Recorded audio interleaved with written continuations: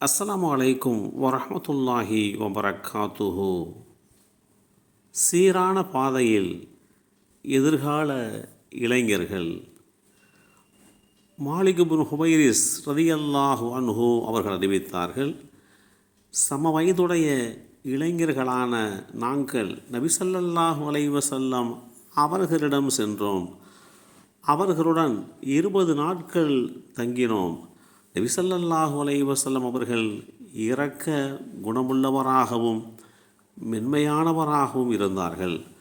நாங்கள் எங்கள் குடும்பத்தினரிடம் செல்ல விரும்புவதை அறிந்த அல்லாஹுடைய தூதர் ஸல்லல்லாஹு அலைஹி வஸல்லம் அவர்கள் ஊரில் இருக்கும் எங்கள் குடும்பத்தினரை பற்றி விசாரித்தார்கள். நாங்கள் அவர்களை பற்றி விவரித்தோம்.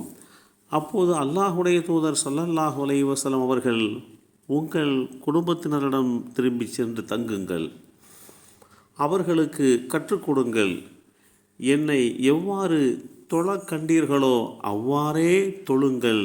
தொழுகை நேரம் வந்ததும் உங்களில் ஒருவர் தொழுகைக்குண்டான அழைப்பு பாங்கு சொல்லட்டும். உங்களில் மூத்தவர் உங்களுக்கு தலைமையேற்று இமாமத் தொழுகை நடத்தட்டும் என்று கூறினார்கள். அல்லாஹுடைய தூதர் ஸல்லல்லாஹு அலைஹி வஸல்லம் அவர்கள் சொன்ன சில செய்திகள் எனக்கு நினைவில் இல்லை.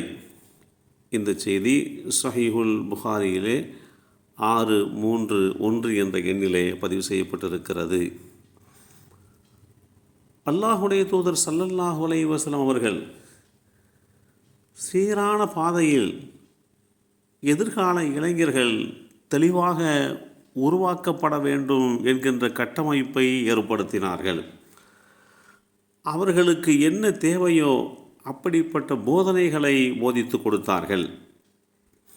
இளமை பருவத்திலே அவர்கள் நடந்து கொள்கின்ற ஒழுக்க நெறிமுறைகள், அவர்கள் குடும்பம் சார்ந்த விஷயங்களிலே நடந்து கொள்கின்ற விபரங்கள், இவை யாவுமே அவர்களுக்கு போதிக்கப்பட்டு வணக்க வழிபாடுகளில் எப்படி நடந்து கொள்ள வேண்டும், வயதிலே மூத்தவராக இருக்கின்றவர் தலைமையேற்கட்டும் என்கின்ற அந்த செய்தியையும் தெளிவுபடுத்தி அனுப்பினார்கள்.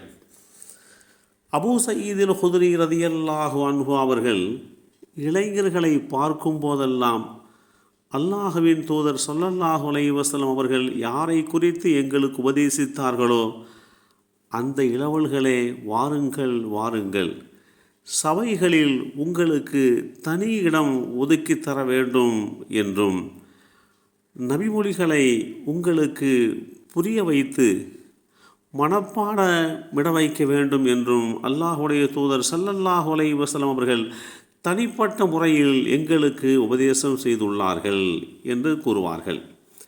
ஹசன் பின் அலி ரலியல்லாஹு அன்ஹுமா அவர்கள் கூறுவார்கள், உங்களில் வயதில் குறைந்தவர்களை சபையில் முற்படுத்துங்கள்.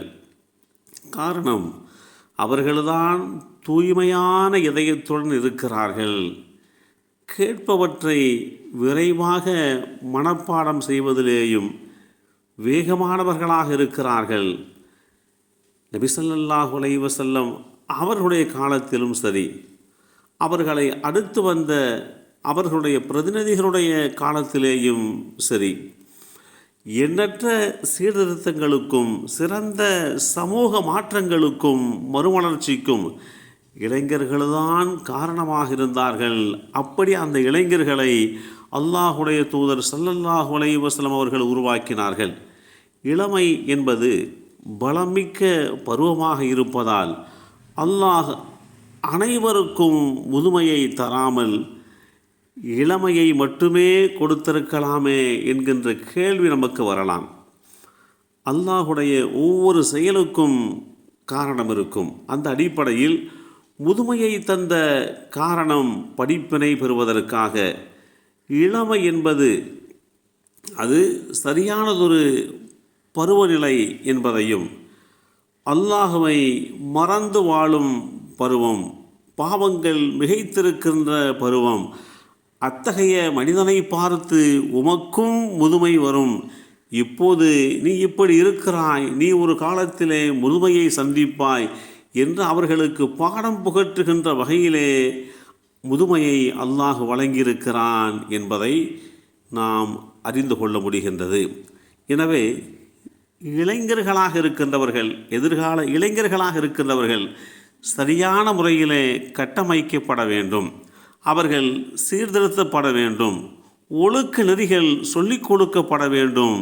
அவர்கள் ஏதோ வாழ்ந்தோம் இருந்தோம் என்று இல்லாமல் அல்லாஹுடைய தூதர் ஸல்லல்லாஹு அலைஹி வஸல்லம் அவர்கள் காட்டித் தந்த ஒழுக்க நெறிமுறைகளோடு இளமை பருவத்தை கடந்து வந்தோம் என்று பெருமிதம் கொள்கின்ற வகையிலே இளைஞர்களை கட்டமைக்க வேண்டும்.